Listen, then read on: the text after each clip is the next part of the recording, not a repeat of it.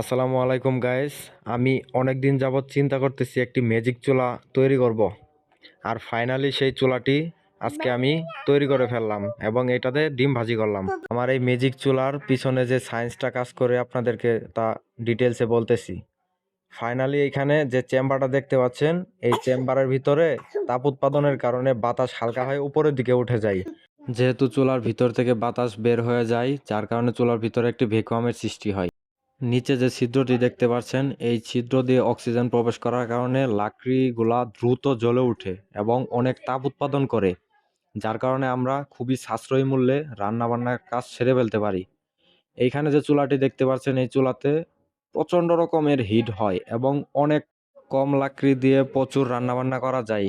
এই চুলার বিশেষত্ব সবচেয়ে ভালো দিক হচ্ছে যে এই চুলাতে কোনো প্রকার ধোঁয়া উৎপন্ন হয় না, যার কারণে এই চুলাকে ম্যাজিক চুলা নামে অভিহিত করা হয়েছে। গাইস, অনেক বকাবকি খাওয়ার পরে ফাইনালি চুলাটা আমার রেডি হয়েছে।